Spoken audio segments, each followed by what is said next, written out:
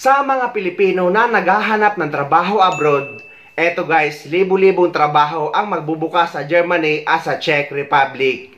At ang kagandahan dito, kung sa ibang malalaking bansa ay kailangan na degree holder ka, pero dito guys ay basta graduate ka ng TESDA, ay pasok na pasok ka dito. Mga kapuso, good news naman sa mga naghahanap ng trabaho abroad. Libu-libong Pinoy skilled workers ang kakailanganin sa Germany at Czech Republic.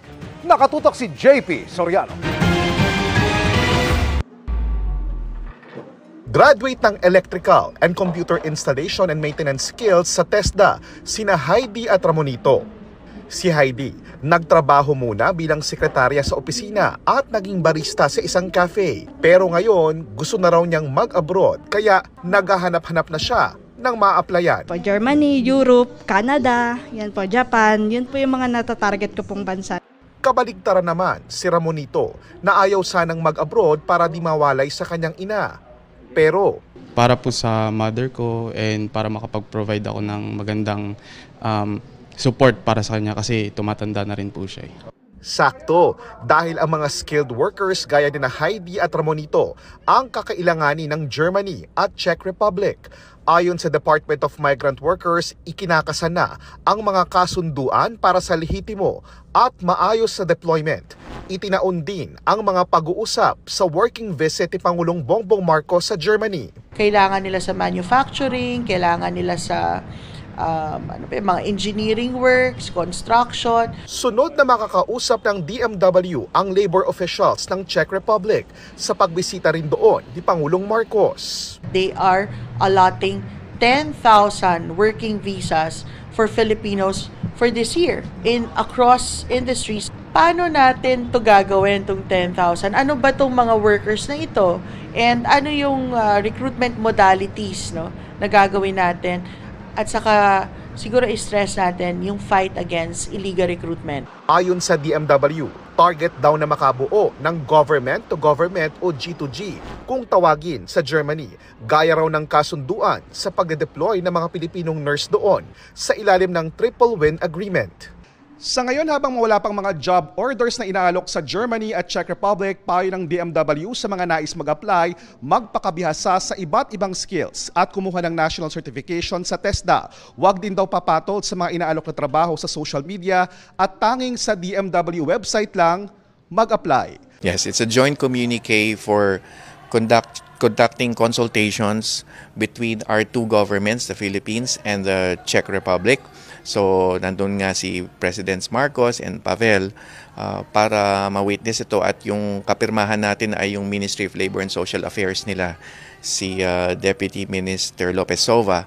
And ang punot dulo nito, simple lang. Una, magkakaroon ng pagsasanib puwersa ang dalawang pamahalaan through the DMW and yung kanilang MOLSA, Ministry of Labor, para una, kilalanin yung mga sektor kung saan may mga OFWs at may mga posibleng aplikante pa ng OFWs, essentially sa manufacturing, agriculture, services, and construction. Okay. Pangalawa, magkaroon ng mekanismo para sa transparent, safe, ethical recruitment. Yan, napakahalaga niyan. Siguraduhin walang malilin lang ng illegal recruiter o human trafficking, walang bibigyan ng substandard contract o mga terms and conditions of employment na labag sa batas natin at batas dito sa Czech Republic. Pangatlo, yun nga yung sistema ng consultations. Ibig sabihin, bukas ang linya ng communication, napakahalaga nito. Na kapag tayo may gustong kausapin sa isang host country na katulad ng Czech Republic, bukas ang kanilang komunikasyon, ang kanilang linya, ang kanilang daan. Bakit? Para mas ma-resolve natin, malutas natin ang mga dinudulog sa atin ng mga OFWs dito. At ang isa pang gusto ko dito sa joint communique, yung pagkilala ng tinatawag na fair and equal treatment of OFWs dito sa Czech Republic. Ibig sabihin, ang mga OFWs sa mga sektor na nabanggit ko, kikilalanin yan na kapantay sila ng mga Czech workers. Hindi sila i-discriminate, hindi sila bibigyan ng sweldo mas mababa o tatratuhin ng iba. Kaya fair and equal ang pagtrato, yan ang nakasaad talaga mismo, klarong-klaro sa joint communique.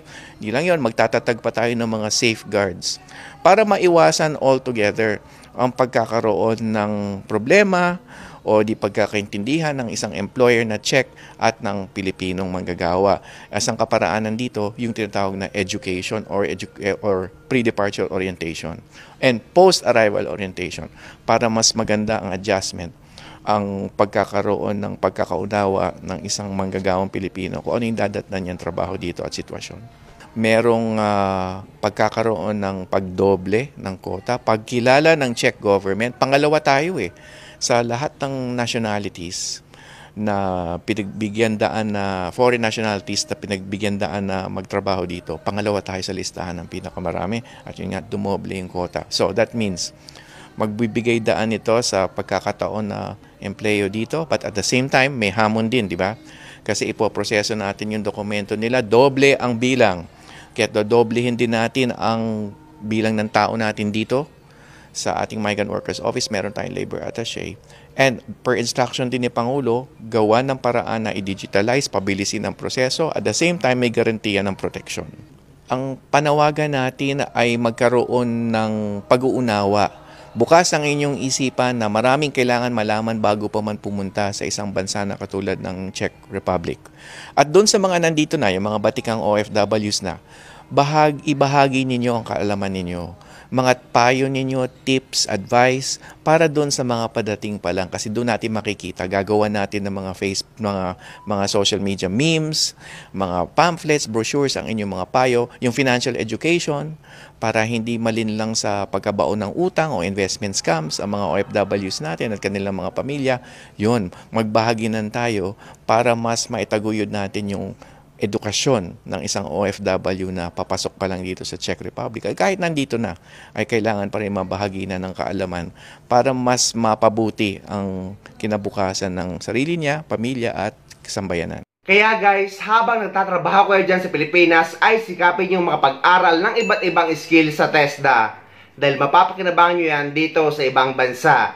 At ugaliin nyo lang din na mag-check ng mga job orders sa website ng DMW para hindi kayo mabiktima ng illegal recruiter. Na ilalagay ko yung DMW website sa description ng video na ito.